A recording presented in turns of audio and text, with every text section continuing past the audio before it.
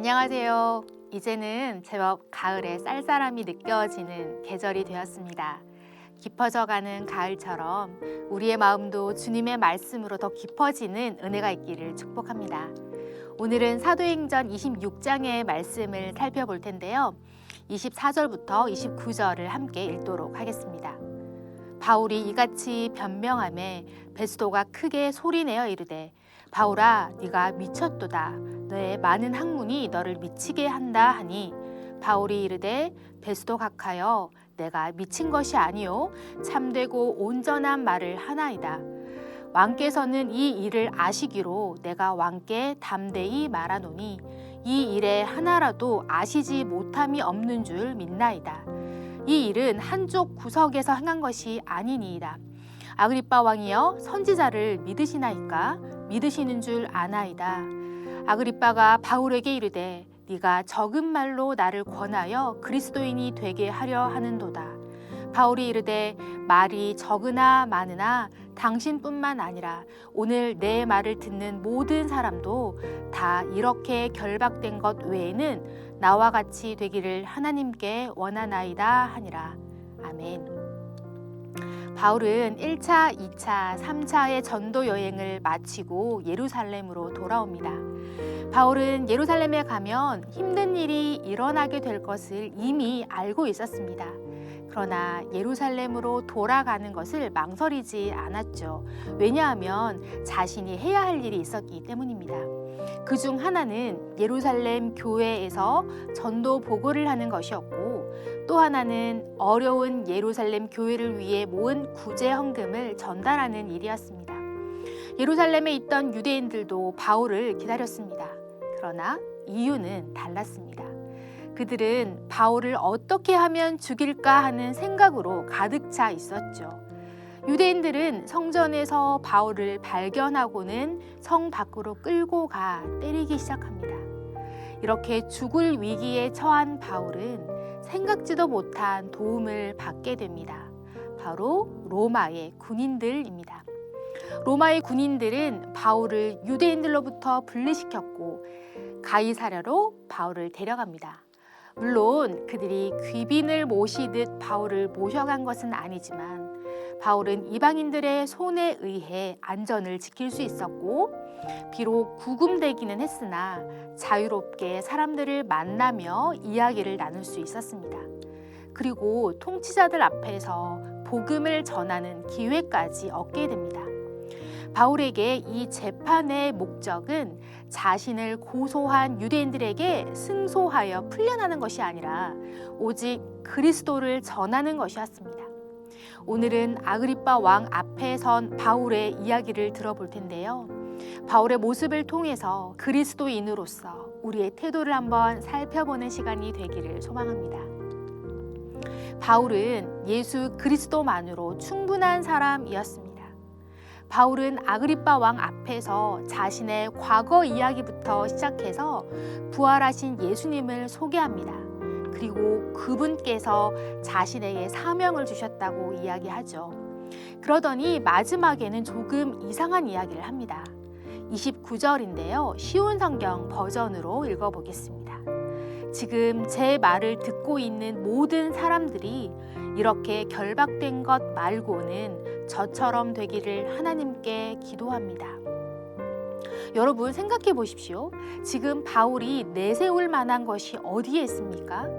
한때 이름 좀 날렸던 바울, 바리새인으로서 자부심도 있었고 학식도 있었고 모두가 부러워할 만한 로마 시민권도 가지고 있었고 심지어 대제사장에게 권한을 위임받았던 그런 전력도 있었던 사람이 지금은 이렇게 죄수복을 입고 감옥에 갇혀있는 신세가 되었는데 말입니다.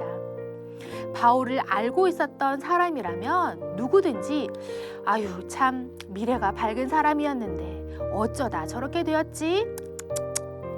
이렇게 혀를 찰 만한 상황인데도 이상하게 바울은 자신처럼 되기를 바란다고 말하고 있습니다.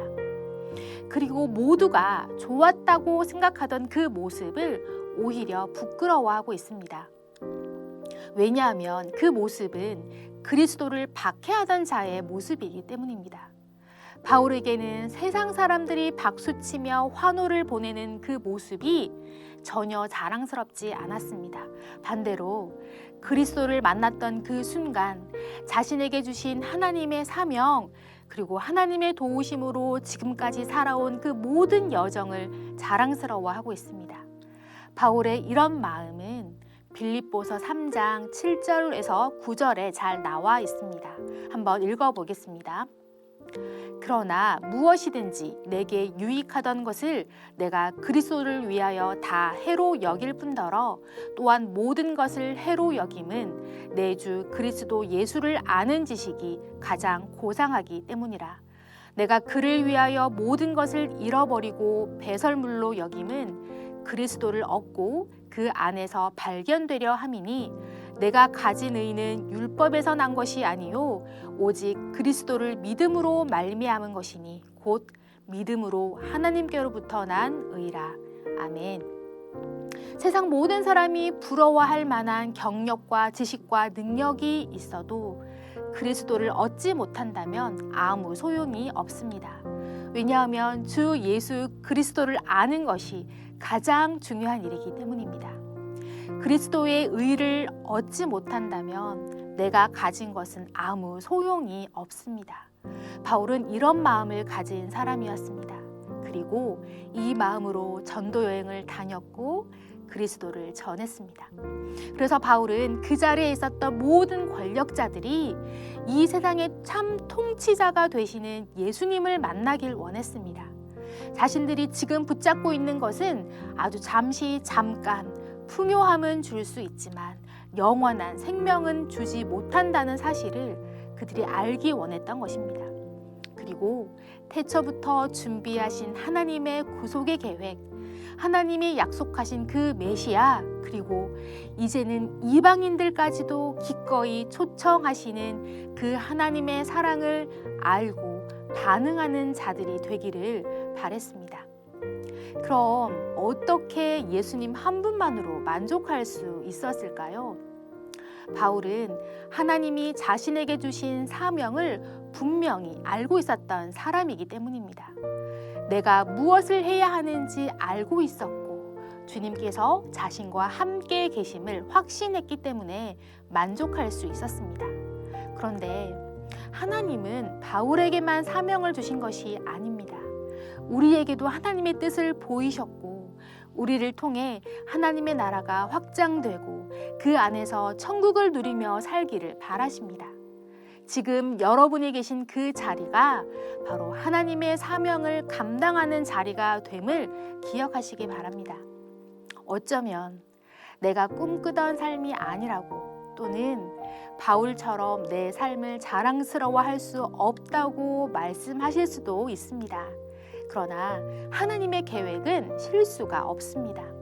하나님이 나의 아버지가 되심을 믿는다면 지금 내 상황이 어렵고 혼란스러울지라도 하나님의 선하신 손길이 나를 인도하셨음을 그리고 나를 통해 주의 뜻을 이루어 가실 것을 고백할 수 있어야 할 줄 믿습니다.